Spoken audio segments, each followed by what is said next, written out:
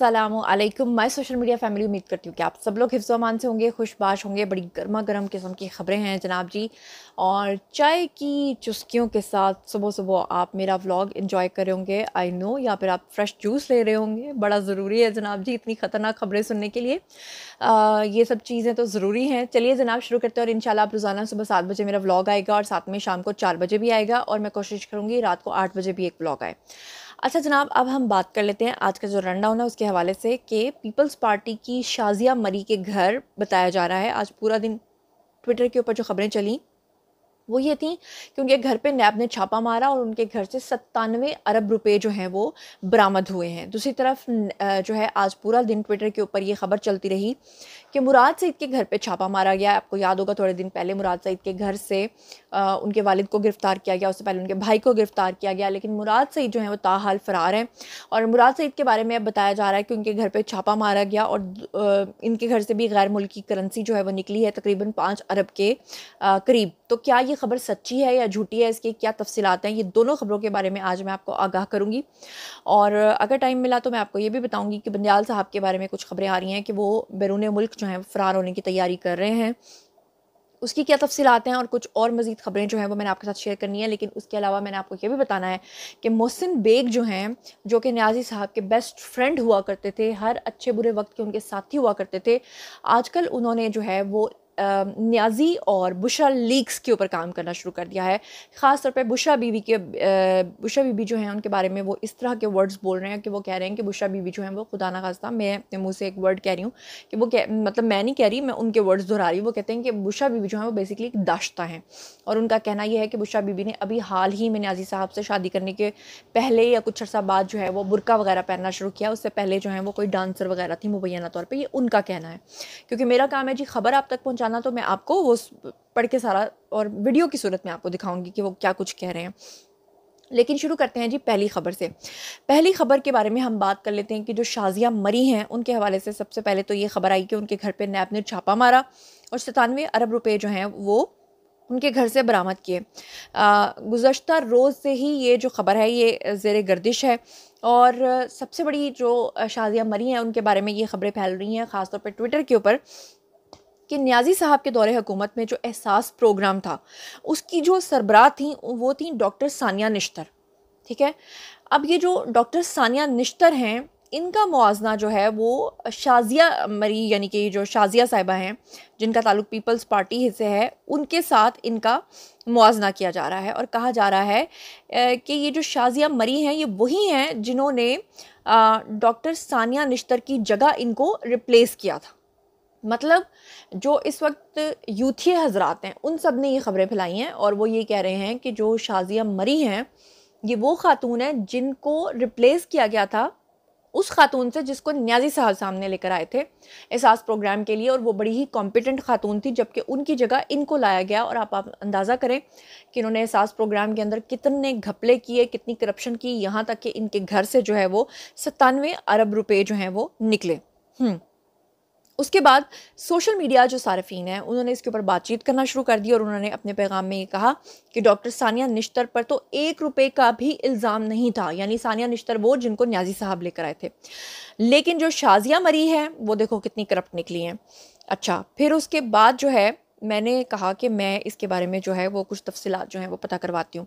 तो जब मैंने तफसीलात पता की तो पता ये चला कि ये जो पूरी खबर है ये झूठी खबर है, ये बिल्कुल गलत खबर है कि शाज़िया मरी के घर पे नैब का कोई छापा भी पड़ा है, या अगर छापा पड़ा है तो उनके घर से जो है वो इतना पैसा जो है वो निकला है। इसके हवाले से मैं आपको बता दूं, सहाफ़ी असद खरल जो हैं उन्होंने भी इन तस्वीर को शेयर करके बाद में डिलीट कर दिया, यानी कि उन्होंने भी पहले ट्वीट किया था और उनका भी यही कहना था, और उन्होंने लिखा क्या था, उन्होंने लिखा था कि ये पकड़ी जाने वाली रकम जो है हाँ, ये जो तस्वीरें शेयर की जा रही हैं इसके बारे में आपको बता देती हूँ कि ये 2022 की खबर है, और ये रकम जो है गुज़श्ता साल जनवरी 2022 की है, जिसमें नैब ने छापा मार के म्यूनसिपल कमिश्नर कोरंगी कराची से रकम जो है वो वसूल की थी। वो जो है वो कोरंगी का बंदा था जिसके घर पे पिछले साल जो है वो छापा पड़ा था, और उसके घर से ये सारा पैसा निकला था जिसको शाज़िया मरी के साथ जोड़कर उनको बदनाम किया जा रहा है। तो उनका ताल्लुक बेशक पीपल्स पार्टी से हो, हत्ता कि अगर उनका ताल्लुक पीटीआई से भी होता, और ये गलत खबर होती तो मेरा फ़र्ज़ था जी आपको बताना। लेकिन अफ़सोस की बात ये है कि लोग जो हैं वो बहुत झूठ बोलते हैं। अब हम मज़ीद क्या कह सकते हैं। अब जो शाज़िया मरी हैं उनका भी रद्द-ए-अमल आया।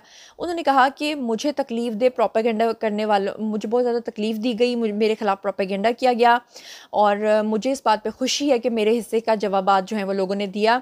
और उन्होंने कहा कि जाली खबर फैलाने वालों के ख़िलाफ़ मैं ज़रूर एक्शन लूँगी। और उन्होंने कहा कि साबिक़ वज़ीर ने एक बार फिर झूठी खबर को बेनकाब किया, इसके लिए बहुत-बहुत शुक्रिया। अच्छा जी, अब ये खबर हो गई। इसकी थोड़ी देर के बाद एक और ख़बर चलना शुरू हो गई और वो ख़बर ये थी कि मुराद सईद के घर पे जो है वो छापा पड़ा और उनके घर से 5 अरब रुपए निकले। और उसके ऊपर जो आपको स्क्रीन पे मैं अब दिखा नहीं सकती, ठहरे मैं आपको दिखाती हूँ, शायद मैं आपको दिखा पाऊँ कि ये देखें जी, आपको नज़र आ रहा होगा, ठीक है। ये मुराद सईद के हवाले से जियो का जो है वो शेयर किया गया।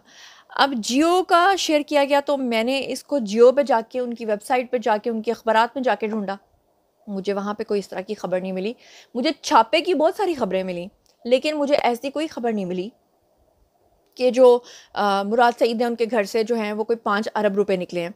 अब मुझे ये लगता है कि जो जिन लोगों ने झूठा प्रोपेगेंडा किया, क्योंकि पीटीआई की तरफ से ये प्रोपेगेंडा हुआ, क्योंकि वो ये बताना चाह रहे थे कि शाज़िया मरी जिनका ताल्लुक जो है पीपल्स पार्टी से है, क्योंकि उनके घर से 5 अरब रुपए निकले हैं, जो कि झूठ खबर थी। तो बदले में जिन्होंने उनको जवाब देना था, उन्होंने मुराद सईद के ऊपर 5 अरब रुपए लगा दिए। तो अब आप, मैं समझ सकती हूँ कि आपको ये दोनों खबरें जो हैं वो समझ में आ गई होंगी। अब हम चलते हैं जनाब जी अगली खबर की तरफ। अगली खबर ये है कि न्याज़ी साहब को ताउम्र, यानी कि सज़ाए जो क्या कहते हैं, उम्र कैद की सज़ा जो है वो हो चुकी है। सिर्फ उसका अनाउंसमेंट होना बाकी है। अब वो कैसे, वो मैं आपको बताती हूँ। ना तो न्याज़ी साहब को फांसी दी जा सकती है और ना ये लोग देंगे, और जो कोई फांसी देगा वो अपने सर पे ये चीज़ें नहीं लेगा। ना ये न्याज़ी साहब को जो है वो एनआरओ देंगे, जबकि न्याज़ी साहब जो हैं गुज़श्ता रोज़ एनआरओ मांग चुके हैं।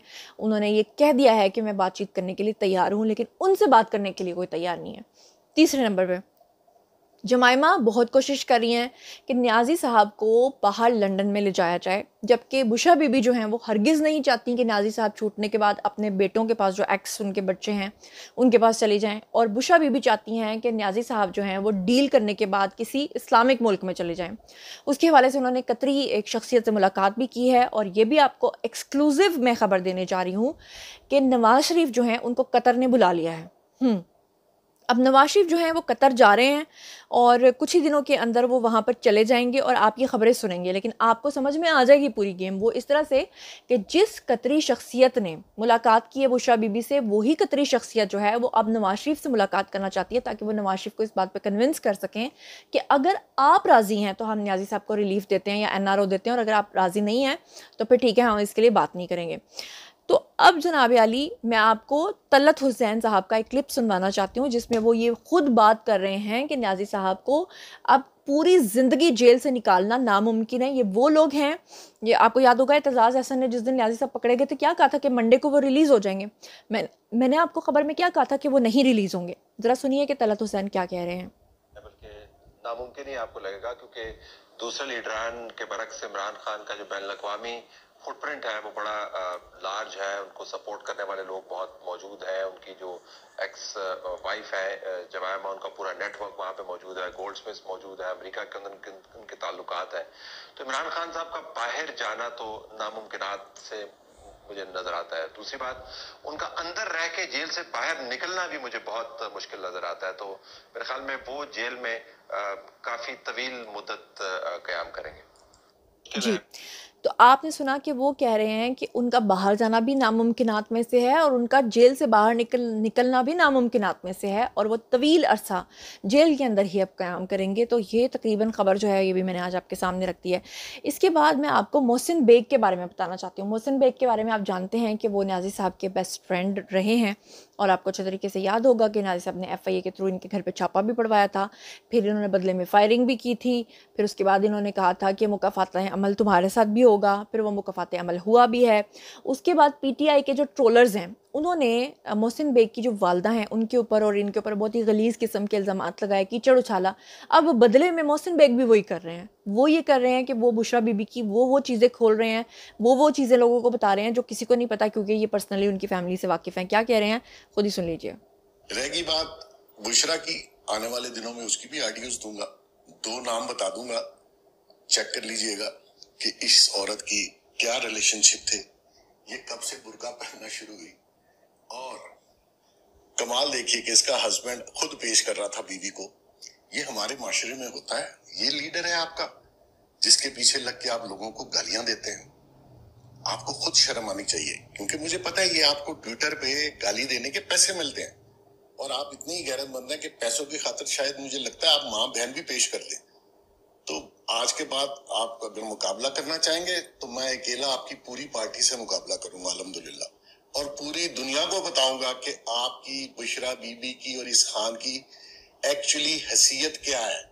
ये कितने गंदे ज़हन का और कितने गंदे कैरेक्टर का ये मालिक था और है।